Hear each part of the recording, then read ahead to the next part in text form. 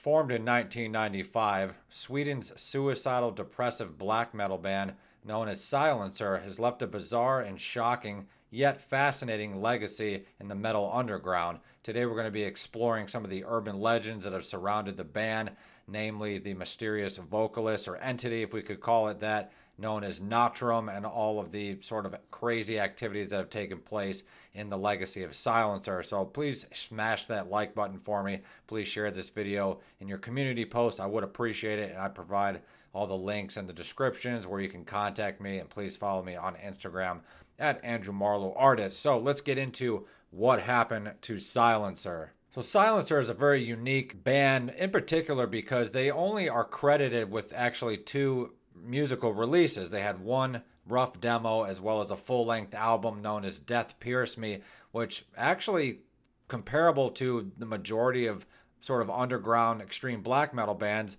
suicidal depressive black metal bands. This album in particular actually sounds much more high caliber. The recordings are good. The songs are good. The vocals are very disturbing. We'll get into that. Natrum's vocals have been described as that likened to a dying or a dead animal. Not very uplifting music, but artistically speaking, I think Silencer is a very fascinating part of the black metal underground's catalog, and I would encourage you guys and gals to check out the music. With controversial themes ranging from suicide, misanthropy, religion, anti-Semitism, as well as European nationalism, paved the way for other shocking metal acts such as Shining and Leviathan. And like we said, this whole genre known as suicidal depressive black metal, although Silencer in particular has only two releases and they broke up shortly, roughly after their first release in 2001, the band has managed to sort of cultivate or at least inspire many other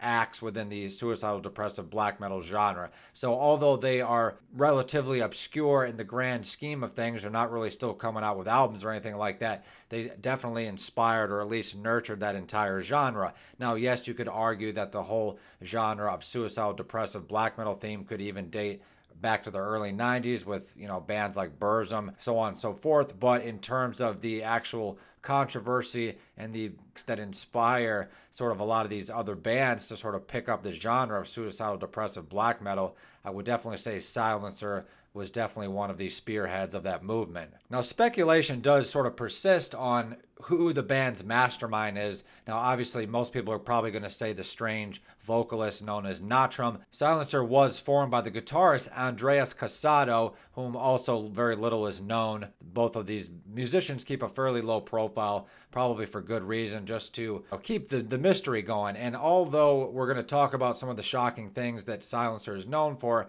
I will say that most of these are urban legends, so just keep that in mind. So where were we? Urban legend has it that vocalist Natrum was insane at the time of recording Death Pierce Me, as well as allegedly residing in a mental institution currently, or at least shortly after the release of Death Pierce Me. Now, there is actually an official website that's dedicated to Silencer and Natrum. It's kind of an obscure website, but you can find it. I'll see if I can provide it in the link. Just type in Silencer or Natrum. That is Nattram.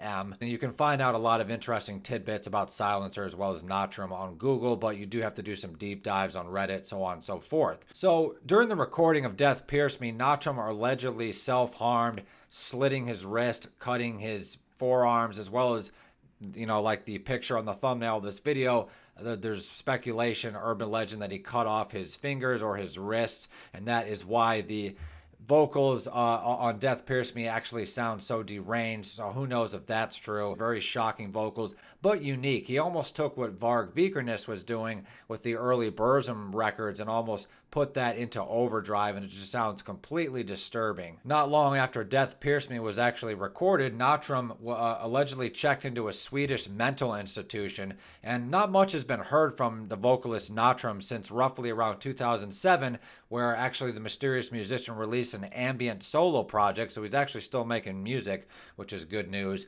The project is called Diagnose. Lebensgefahr. Now, just for the record, for those unfamiliar with the genre known as suicidal depressive black metal, I would definitely point you in the direction of Leviathan, as well as the sort of the prison era Burzum albums, Duldy Balders and Hildeskov. Now, those obviously overlap sort of black doom metal as well as dungeon synth with ambience, but I would definitely say like Dulty Balders has elements of suicidal depressive black metal as well as Hildeskov, but the genre has definitely progressed and has gotten much more obscure, but also has progressed and sort of evolved just from the early albums from the 90s. There's a lot of different genres within the genre entirely of suicidal depressive black metal. Now, I will say suicidal depressive black metal is definitely not my favorite black metal genre. It's probably my least favorite, my least explored, my least listened to, just because when I listen to black metal, I don't want to, think about committing suicide or being depressed. I mean, yes, the Burzum albums and some of the Immortal albums and even Darkthrone have elements of suicidal depressiveness within them, but the overall theme of black metal, in my opinion, is about sort of elevating the soul, elevating your spirituality, getting out of your depression. But it could also be obviously used in bands like Silencer's case to sort of transform and also express those latent feelings of depression, anxiety, and suicide. Now, the vocalist Natrum has also released a book featuring his poetry and visual art. That might be interesting to, discuss in a future video. Let me know if anybody knows where to get a copy of that. I'm not sure I would really want that, just based on the reputation of Natrum, but it would be kind of interesting to sort of analyze. The most shocking legend surrounding Natrum is not only his self-harm during the recording sessions, but also a few criminal acts come up. He was actually accused, or I should probably say alleged. This is all urban legend, but there's rumors that he escaped from the mental institution in Sweden and attacked some young child with an axe. There's actually no proof that any of this is true, but I think that it's interesting to sort of bring up these topics because European metal bands in particular, they definitely know how to market themselves. They will say the most shocking, most controversial things to sort of sell records, to get people talking on forums, to get people to come to their shows, sort of captivating in that sense that these suicidal depressive black metal bands are willing to sort of go the extra mile to pursue complete controversy, whether it's at the detriment of their own reputation. They really don't care. They just want to become as shocking as they possibly can. Now, during the time of the recording of Death Pierce Me, some shocking photographs were released, which shows the man not known as Natrum, nobody really knows his real name, covered with bloody bandages, as well as pig's feet allegedly sewn onto what used to be his wrists or fingers. Now, this was most likely staged, but yet again, we bring up these urban legends because they're fascinating. And I'm not going to lie, when I first heard Silencer, this was like, I don't know, maybe 9 or 10 years ago, when I first saw these images on the cover, of whatever Silencer project I was listening to, I really thought this was real. And me and my buddy, back from upstate New York, we're joking around like, what is this, pig's feet metal? And we really genuinely believed for at least a couple of hours that Natrum had actually cut off his fingers or cut off his wrist, and we actually had sewn or bandaged pig's feet onto his own wrists. But who knows? Maybe he did. It's obviously, possible that he did maybe cut his forearms or maybe cut his wrists or his fingers. I highly doubt that he severed off his wrists or his own fingers, but who knows? Knowing these black metal musicians, you just never know. But as far as his crimes against himself, the self-harm, the mental illness, that is a big part of Natrum as well as Silencer's legacy, is that he is mentally unwell and that he sort of has a trajectory and also a legacy of mental illness, and that nobody exactly knows where he is. Now, it's possible that these musicians are just completely trolling.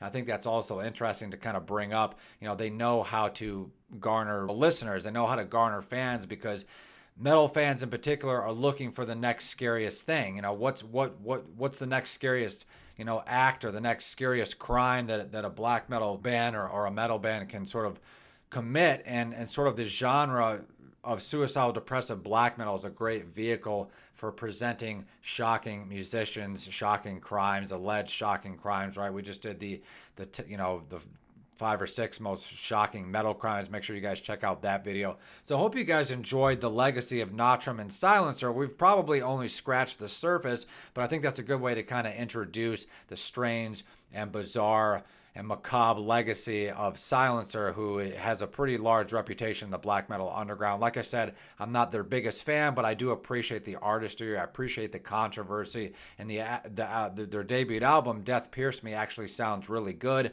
And if I'm stuttering in this video, it's because I've been suffering from migraines, and that is one of the symptoms of what's known as a prodrome. So I might have a migraine coming on as we speak, so I should probably turn off these lights and get this video uploaded for you guys and gals. But thank you so much for watching. We have some really awesome content planned for you guys in the next coming days and weeks. So thank you so much for watching my metal rambles. Make sure you guys follow me on Instagram at Andrew Marlowe Artist, and we'll talk to you all soon.